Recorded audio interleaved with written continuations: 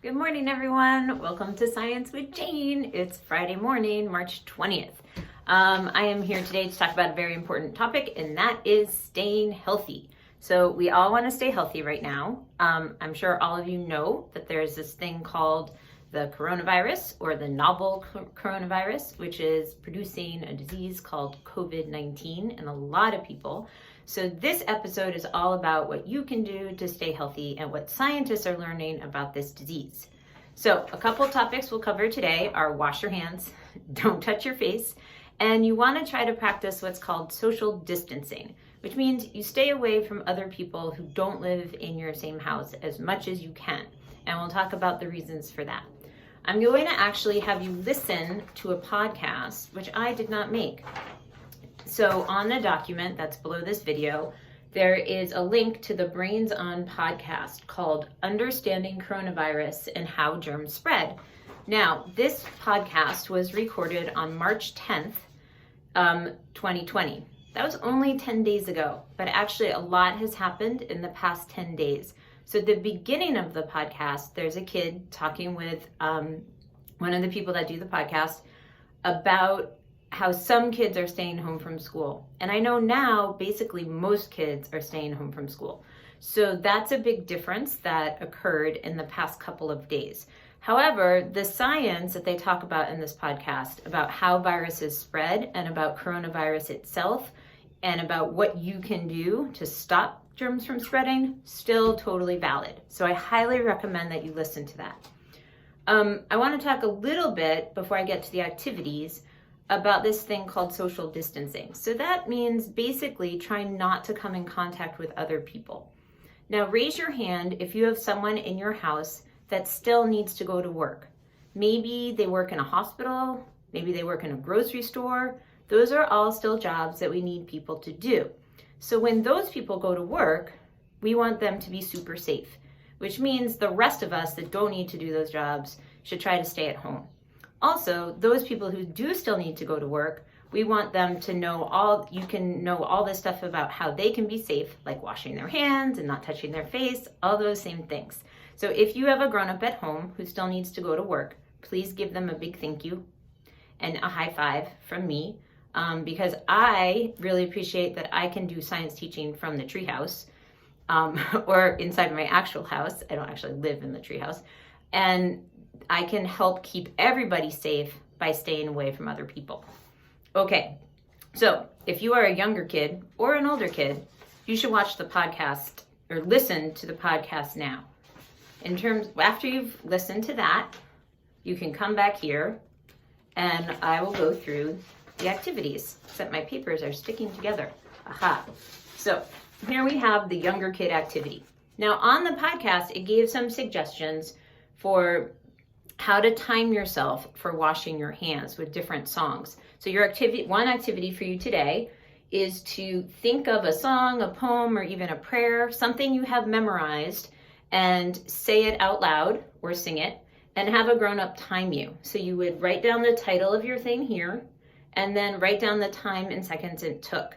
You can try a couple. I put 3 lines here. You could try more if you want. And then based on your data, how long it took you to sing that song or say that poem, you would figure out what your 20-second hand washing timer is. So scientists say we should wash our hands for 20 seconds. So you want something you can sing or say while you're washing your hands to know that you've washed them for 20 seconds. Some people do, if you have something that's 10 seconds long, like the happy birthday song, then you could do it 2 times. So you could write 2 times happy birthday song. You pick what works for you and then do that when you wash your hands. The second part of this is room for you to make a poster to hang up by a sink at home about hand washing. You can use information from the Brains On podcast about why you should wash your hands. You could write out the words to the song. You could just draw a picture to remind everyone who uses that sink to wash their hands. Okay, so that is the activity for younger kids. If you are an older kid, stay tuned because we're going to talk about flattening the curve. All right, older kids. So this whole flattening the curve thing, hang on one sec, I need another piece of paper. Okay, this whole flattening the curve thing, I had never heard about until about a week ago. So all of the grown-ups in your life, unless like they're infectious disease specialists, are probably learning this too. So invite a grown-up to watch with you, or you can watch and then teach them what you found out. So when we say curve, this is what we mean. We mean a graph that scientists use where they put time on the X or horizontal axis, and they put the number of people, and usually here we're talking number of people who are sick with, in this case, coronavirus, on the y-axis or the vertical axis, okay? So right now we're having a situation where a lot of people are getting sick at once, and we're increasing the cases a lot. It's a little tricky because we don't have complete testing. So sometimes we're increasing numbers of cases because we're testing more people, not necessarily because more people are getting sick. In any case, this steep rise creates a problem. It is a not flat curve. Here is the problem with the not flat curve, besides the fact that people get sick. Sometimes on this kind of graph, you'll see kind of a line going across. And that line represents, if we get above that line, it will be very difficult for doctors to have enough resources like hospital beds or medicine or masks or ventilators to care for the people in hospitals who get really, really sick. Okay, so most people with coronavirus don't get really, really sick, but some do.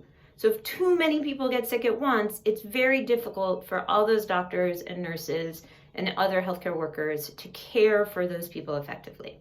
Okay, so by making a flatter curve, so you can think about it like more like a nice gentle rolling hill instead of like a giant mountain that you have to climb, by flattening the curve, people are still going to get sick, and some people are still going to get very sick and need to go to the hospital. However, we're trying to make sure the maximum number of people at any one time, because remember we have time here, we have number of people here. So like if you look at that time, the number of people sick at that one time doesn't go above this dotted line of how many people who are super sick and need to go to the hospital can we take care of, okay?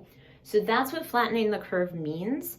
And there's different things that we can do ourselves to flatten the curve. So in the Brains On podcast, there was a lot of information about hand washing and not touching your face, which I'm not so good at, and then wiping surfaces and just being aware of like how you might be spreading germs personally. But a lot of scientists are recommending, and other people too, that we do also what's called social distancing. So you do all those hand washing things, but then you also take the step of trying to stay at home as much as possible and not playing with friends, play with people in your family, hang out on FaceTime or something like that with your friends, okay? And that's really important because then we give a chance to flatten out the curve and let the healthcare workers take care of people more in a more spread out way. So here's your activity. On the activity sheet, and this is where it gets a little complicated, this is your activity sheet. So it says flattening the curve. We want to keep the maximum number of people who are sick at once low. That way people who are sick and need help can get the help they need.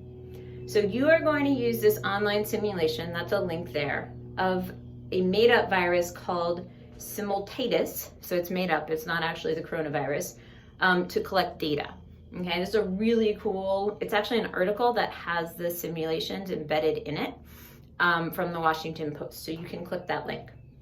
I have also made a screencast of this simulation to walk you through the data collection. So you can, I know it's like I'm doing a video and I'm showing you to click a link for another video. I'm even confused by this, but you'll click here and then you'll watch another video, but it also show the screen, not of this, but of this online simulation, okay? And we're gonna use that simulation to fill in this data table.